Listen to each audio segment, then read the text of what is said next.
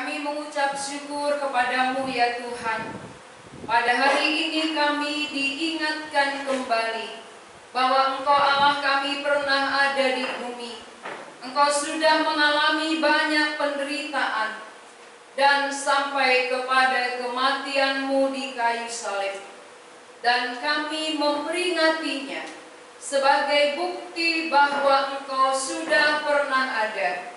Engkau sudah mati bagi dosa kami, dan Engkau sudah bangkit kembali. Kami bangga memiliki Allah seperti Engkau, sehingga pengharapan kami bukan hanya sebatas di bumi ini, tapi pengharapan kami sampai kepada kekekalan.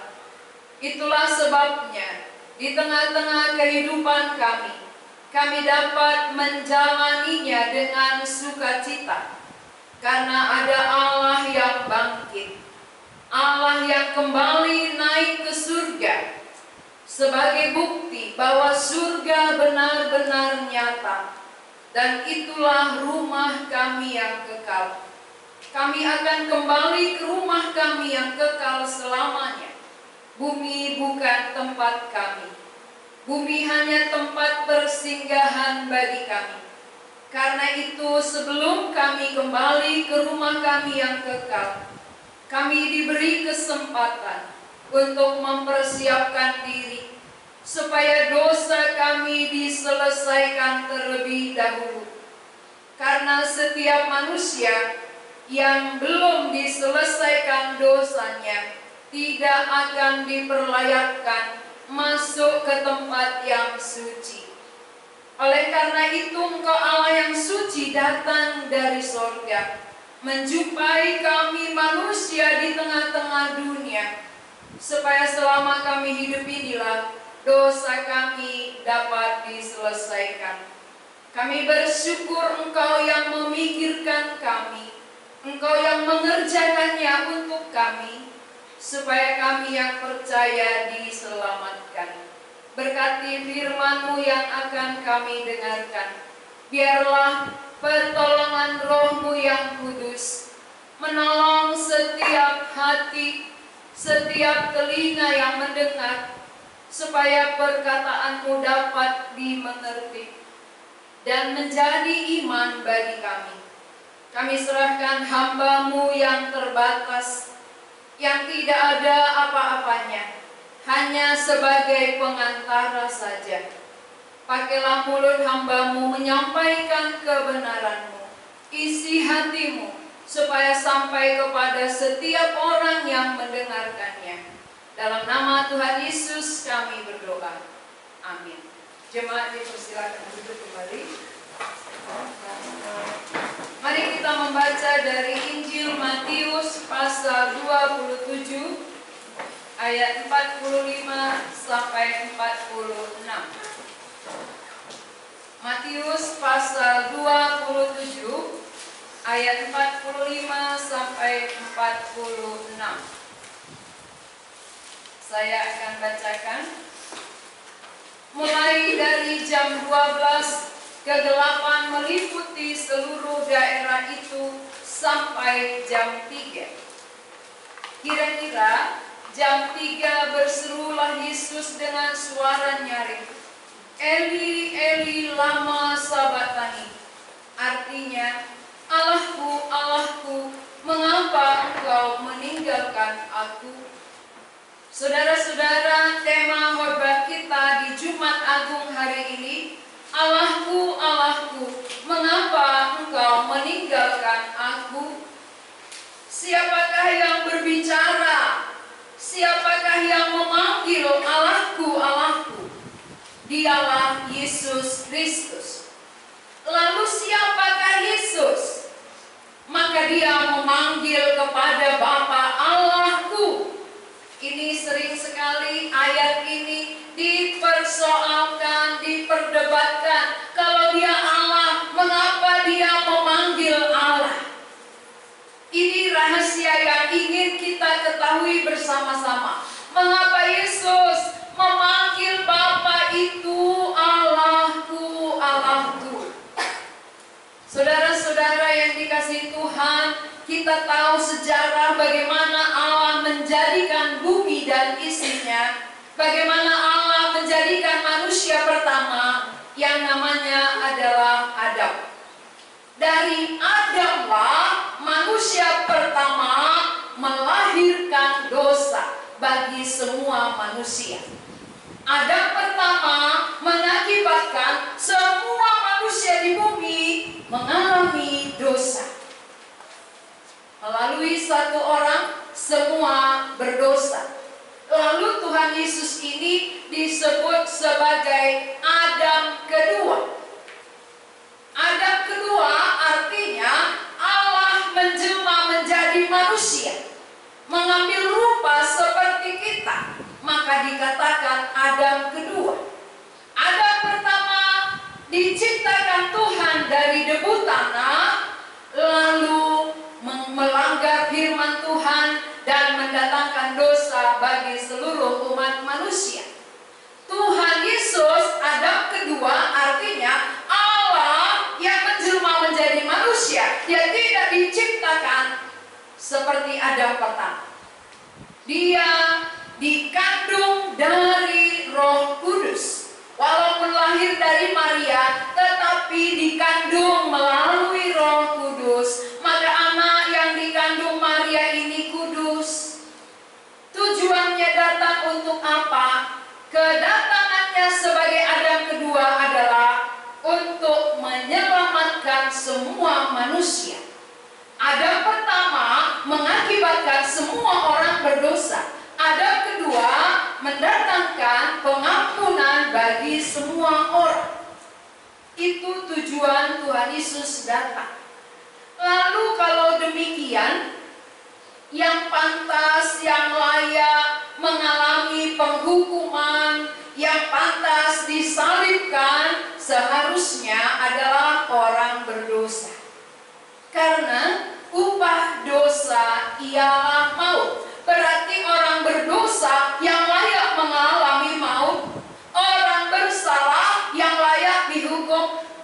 Tetapi Yesus orang benar, Dia saleh, Dia tanpa dosa, tanpa cacat celah. Mengapa harus mengalami maut? Ini perlu kita mengerti. Ini adalah bukti cinta kasih Allah. Allah pencipta begitu mengasihi kita sehingga kita selayaknya, seharusnya dimurkai Allah, dihukum Allah, mati selamanya. Tetapi karena Dia mengasihi kita, Dia mencintai kita, maka Dia mengambil alih.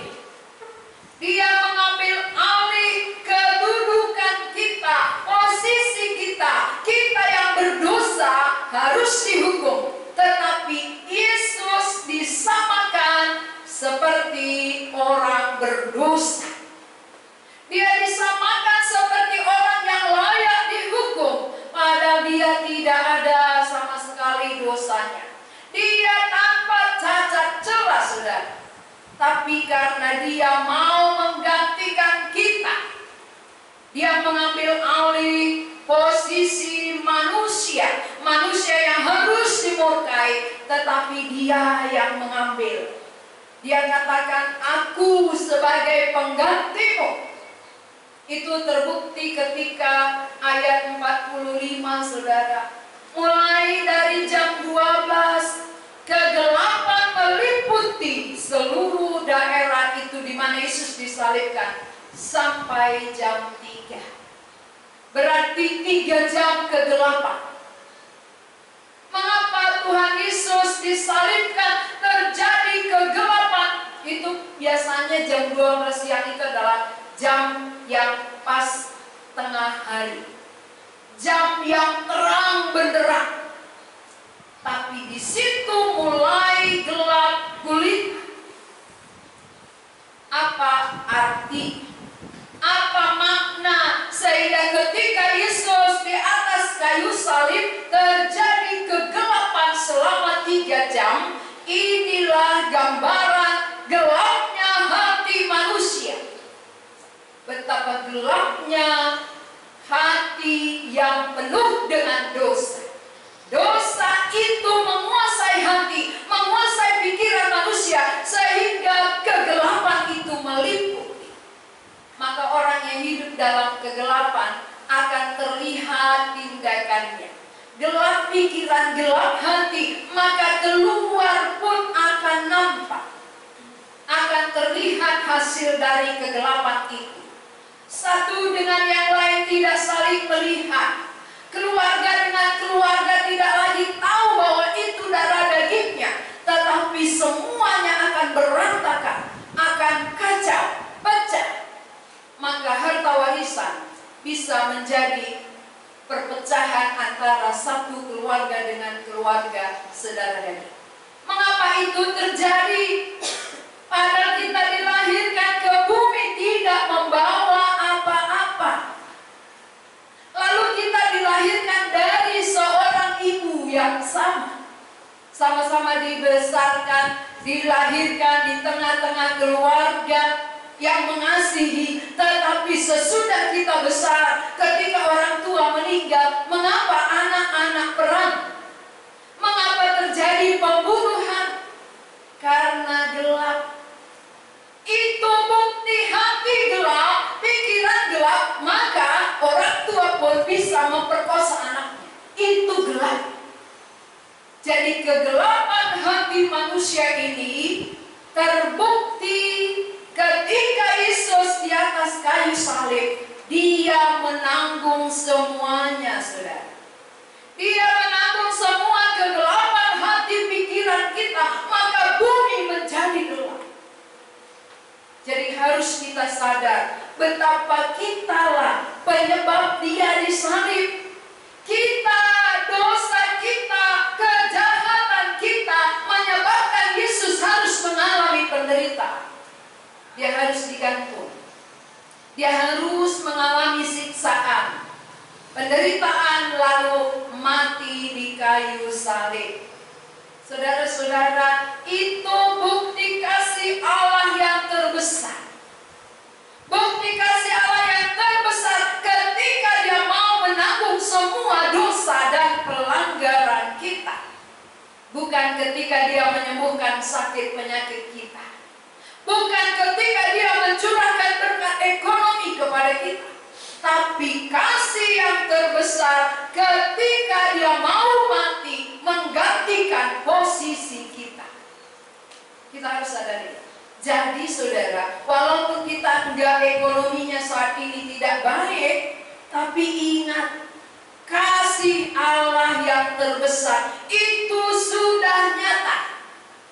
Kasih Allah terbesar sudah jadi, sudah diberi. Lebih dari 2000 tahun yang lalu. Ini adalah fakta sejarah. Kalau namanya fakta sejarah, ini terbukti.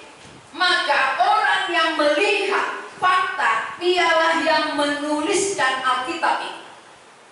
Jadi kalau orang yang punya fakta sejarah, itu ada bukti, maka semua yang ditulis ini benar. Ada saksi mata yang melihat kematiannya. Ada saksi mata yang melihat penyalibannya. Dan ada saksi mata melihat ketika dia dibangkit. Saudara-saudara yang dikasihi Tuhan. Jadi kenapa kita beribadah hari ini? Penyebab kita beribadah mengingat bagaimana cinta kasih Allah yang begitu besar sudah diberikan, sudah dinyatakan kepada kita. Maka kegelapan yang paling gelap yang diterima oleh Tuhan Yesus sebagai menggantikan kegelapan hati kita adalah ketika dia di kuburan. Ketika dia mati lalu dikuburkan, itu bukti bahwa dia di dalam kegelapan. Tadi 3 jam dia di dalam kegelapan, sekarang dikuburkan juga di dalam kegelapan. Semua itu untuk menanggung dosa kita, menanggung akibat dosa kita. Dosa yang ditanggung oleh Tuhan Yesus adalah gambaran hati kita yang begitu gelapnya, sehingga dia mengalami kegelapan selama 3 jam. Mulai dari jam 12 sampai jam 3. Berarti dosa kita, kejahatan kita sudah ditanggung Tuhan Yesus di atas kayu salib. Lalu upah dosa ialah maut. Maut, kematian, itulah bukti dia dikuburkan. Mengapa Yesus dikubur? Biasanya yang dikubur itu yang mati. Berarti Tuhan kita, Yesus Kristus, benar-benar mati. Upah dosa kita sudah ditanggungnya. Kematian sudah dialami. Dosa kita ditanggung di atas kayu salib. Kegelapan terjadi 3 jam. Upahnya maut. Dia di kuburan 3 hari. Berarti dosa dan hukumannya ditanggung oleh Tuhan Yesus. Dia yang kerjakan. Karena kalau tidak dikerjakan oleh Tuhan, maka semua manusia akan mengalami maut, akan mengalami kematian kekal. Itu tidak ada batasnya, tidak ada akhirnya. Kematian kekal selama-lamanya.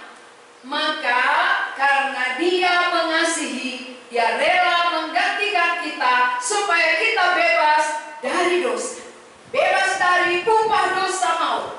Dua-dua ini sudah ditanggung Tuhan Yesus.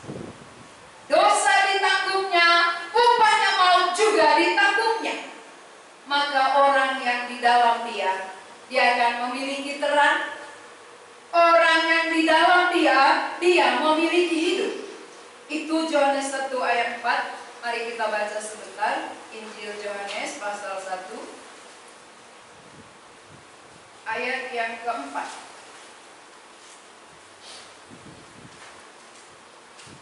Saya akan bacakan, saudara perhatikan.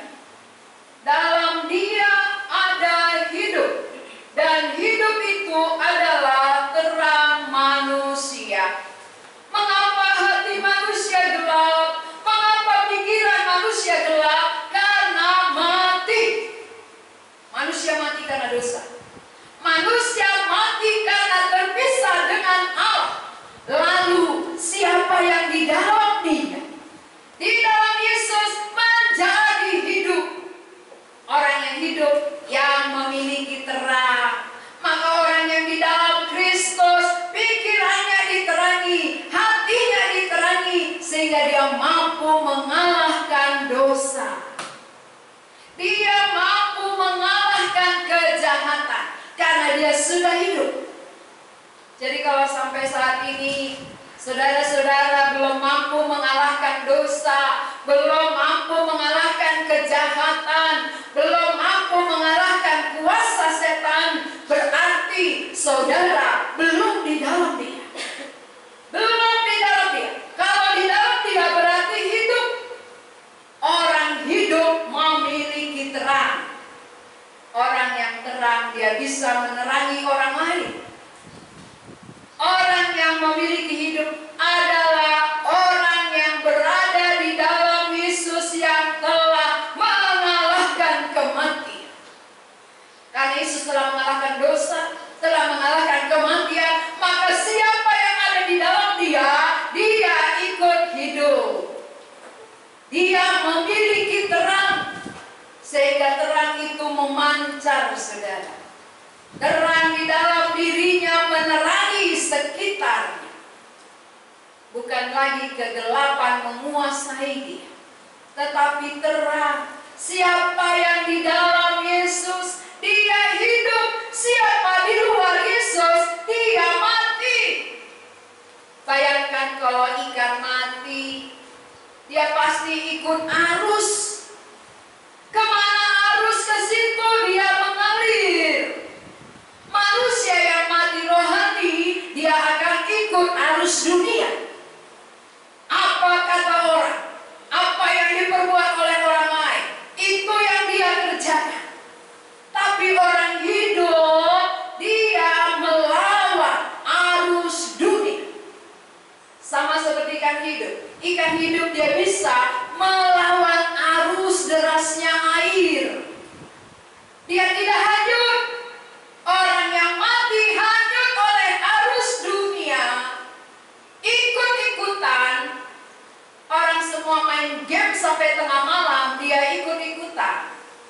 Ya, orang lakukan segala sesuatunya, dia pun termasuk. Mengapa? Karena masih mati. Sudah dengar firman? Sudah. Lalu mengapa tidak menang? Karena mati. Jadi orang mati itu yang dia perlukan adalah Kristus yang sudah mengalahkan kematian. Tuhan Yesus sudah mati, tetapi dia bangkit. Artinya maut kalah. Siapa di dalam Yesus, dia bisa mengalahkan maut. Dia bisa mengalahkan dosa. Dia bisa mengalahkan kematian, kekal. Sehingga dia akan hidup selama-lamanya. Maka orang yang di dalam dia tidak takut mati. Orang di dalam Yesus berani hidup, berani mati. Hidup berguna untuk Kristus, mati adalah keuntungan. Itu kata Rasul Paulus. Maka hidupnya semuanya dia pakai, waktu-waktunya untuk melayani Tuhan. Menderita bertubuh tidak masalah, karena aku akan hidup selamat. Maka orang percaya lebih. Orang percaya itu pengharapannya tidak sebatas di bumi sementara ini. Tetapi ada Allah yang telah mengalahkan kematian. Dia yang percaya yang di dalam Yesus akan mengalami seperti Yesus. Yesus hidup, dia pun akan hidup. Yesus ke surga, kita pun ke surga. Siapa saudara yang sampai saat ini masih alamat di bumi? Ya, bersegera. Bumi pasti berakhir. Walaupun bumi ini belum hancur, saudara pasti mati. Tidak ada manusia yang akan hidup selamanya di sini. Rumah kita bukan di sini. Tempat kita bukan di bumi. Tapi ada tempat yang Allah sediakan di surga. Maka untuk itulah dia datang ke bumi untuk menyelesaikan dosa kita.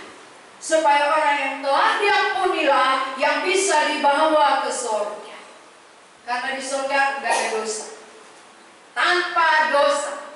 Maka bagaimana orang berdosa ikut ke sana? Harus orang suci yang menyucikan. Siapakah orang suci? Hanya Yesus. Di luar Yesus tidak ada. Hanya Yesus yang suci tanpa cacat. Maka Yesus datang menyucikan semua manusia. Siapa yang di dalam dia bisa mengalahkan dosa dan kejahatan. Siapa di dalam Yesus, dia memiliki terang. Dan siapa di dalam Yesus, dia memiliki hidup. Bukan hanya hidup sementara, tapi hidup sampai selama-lamanya. Nah, yang kedua, poin kedua dari ayat 46, kira-kira jam 3, berserulah Yesus dengan suara nyaring, Eli, Eli lama sabatani, Allahku, Allahku, mengapa engkau meninggalkan aku? Mengapa Yesus katakan Allahku? Bukankah dia Allah? Dia adalah Allah. Tetapi posisinya sekarang ketika di kayu salib adalah menggantikan manusia berdosa. Jadi suara kita lah yang disuarakan oleh Yesus. Saudara ngerti maksudnya? Suara orang berdosa itu yang disuarakan oleh Tuhan Yesus. Allahku, Allahku, mengapa engkau meninggalkan aku? Manusia berdosa diwakili oleh Tuhan Yesus yang suci. Dia rela terpisah demi manusia, supaya kita yang harusnya terpisah selamanya melalui dia, melalui pengorbanannya, kita kembali disatukan dengan Allah, sehingga kita tidak lagi terpisah dengan Allah kita. Kita akan bersatu kembali dengan Allah sampai selama-lamanya. Saudara-saudara yang dikasihi Tuhan, bukankah ini yang terbesar yang Yesus kerjakan untuk kita? Mengapa mata kita, pandangan kita melihat perkara-perkara kecil? Allah kerjakan perkara besar untuk kita. Untuk keselamatan jiwa kita, Dia rela tergugup. Dia rela mengganti menggantikan posisi kita. Dia rela terpisah supaya lewat dia terpisah kita kembali dipersatukan. Ini arti Allahku, Allahku. Itu mewakili suara saudara dan saya. Allahku, Allahku bukan berarti Yesus bukan Allah, bukan. Itu adalah sebutan manusia karena dia mewakili kita. Yesus adalah Allah. Dia Allah 100%, dia manusia 100%. Mengapa dia mau menjadi manusia 100%? Untuk mengambil alih dosa kita, mengambil alih upah dari dosa kita, bahwa upah dosa harus mati. Maka Tuhan Yesus mengalami semua itu demi kita, untuk kita. Adakah bisa kita bayar untuk apa yang Yesus kerjakan ini? Adakah yang bisa kita perbuat membalas cinta kasih-Nya yang begitu besar, yang memindahkan manusia dari maut kepada hidup? Tidak ada. Selain daripada hati kita bersyukur kepada Dia, hati kita menghargai pengorbanannya. Cara kita menghargai pengorbanannya, kita mau hidup di dalam Dia, bukan di luar Dia. Anda saya percaya Dia mati menggantikan saya terima Dia, saya mau hidup di dalam Dia, dan saya bisa berhenti berbuat dosa. Tanpa Dia kita tidak mampu berhenti. Mungkin saudara sudah lama berjuang untuk berhenti tapi tidak bisa, tidak mampu. Siapa di dalam Yesus dia hidup. Siapa yang hidup dia bisa melawan arus dunia yang berkembang, yang menyesatkan banyak orang. Kalau kita hidup, kita tahu membedakan mana kebenaran, mana penyesatan, mana membawa kepada hidup, mana yang mematikan. Tapi orang mati tidak tahu kemana dia. Dia hanya ikut kata orang. Apa kata orang, apa yang dikerjakan orang, itu saja yang dia lakukan karena mati. Oleh karena itu saudara-saudara, walaupun hanya 2 ayat, tetapi inilah inti daripada perayaan yang kita rayakan hari ini. Mengapa ini penting?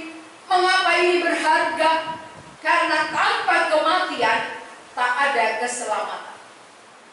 Tanpa kematian tak ada pengampunan. Berarti kalau tanpa pengampunan, semua manusia akan mengalami maut. Semua manusia akan dihukum.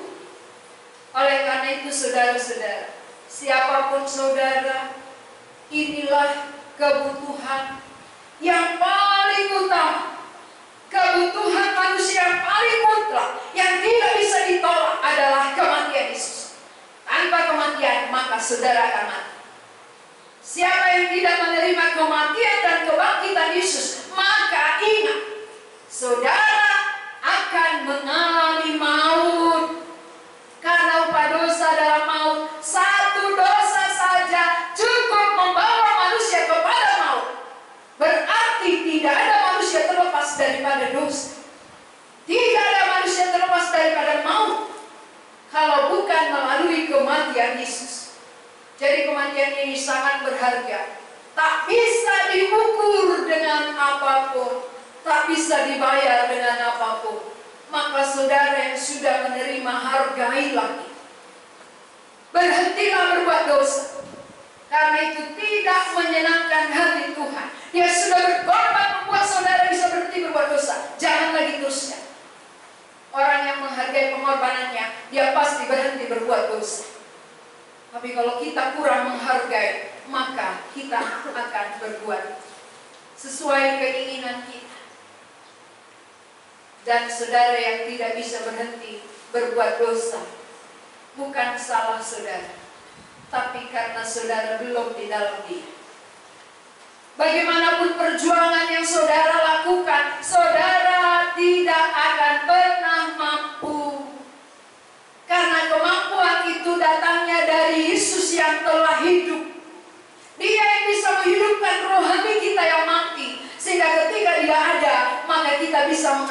kegelapan. Kita bisa mengalahkan dosa, kejahatan, dan kuasa kegelapan. Jadi siapa yang belum dilepaskan sampai hari ini? Bukan banyak yang saudara perlukan, hanya satu. Kematian Yesus itu. Itulah satu-satunya yang bisa membuat saudara berhenti berbuat dosa. Siapa di dalam Dia, maka dosa dikalahkan. Siapa di dalam Dia, kematian dikalahkan. Dia akan hidup di dunia ini menjadi terang. Dan sesudah mati, Dia akan hidup selamanya di surga. Ini menjadi jaminan. Tuhan Yesus sudah menjamin. Bagian kita sekarang hargai pengorbanannya. Cara kita menghargai, sambutlah Dia. Sambutlah Kristus di dalam hati saudara, supaya saudara dibebaskan. Mari kita berdoa. Tuhan, kami mengucap syukur dengan merayakan Jumat Agung hari ini. Ini mengingatkan kami akan sejarah bahwa Engkau sudah pernah ada di bumi.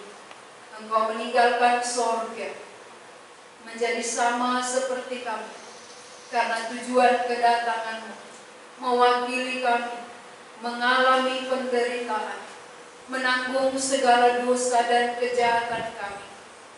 Dan Engkau mau mengalami kegelapan. Kegelapan selama 3 jam di kayu salib. Kegelapan di kuburan selama 3 hari. Semuanya itu untuk keuntungan kami. Buka mata rohani kami, agar kami melihat keuntungan besar yang Tuhan sudah kerjakan. Bagian kami percaya. Ketika kami percaya, maka rohani kami menjadi hidup. Kami memiliki terang, sehingga kami dapat menerangi orang-orang di sekitar kami.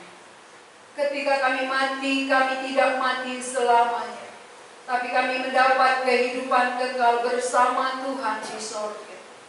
Berkatilah firman-Mu Tuhan, berbelas kasihanlah kepada kami, supaya kami tidak terus diperbudak dosa, tapi kami dapat dibebaskan untuk menjadi terang di tengah-tengah dunia yang gelap ini. Terima kasih Tuhan. Sebentar lagi kami akan melanjutkan acara kami dengan mengadakan perjamuan suci.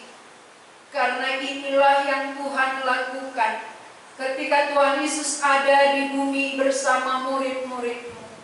Dan apa yang Tuhan kerjakan, Tuhan menyuruh kami untuk meneruskannya. Hari ini kami akan melakukan bersama jemaat-Mu, baik yang ada di tempat ini maupun dari rumah masing-masing.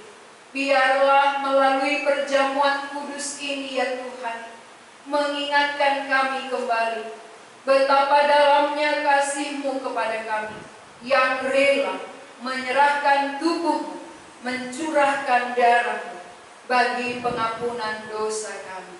Kami mengucap syukur dan kami mau melakukannya. Dalam nama Tuhan Yesus kami berdoa. Amin.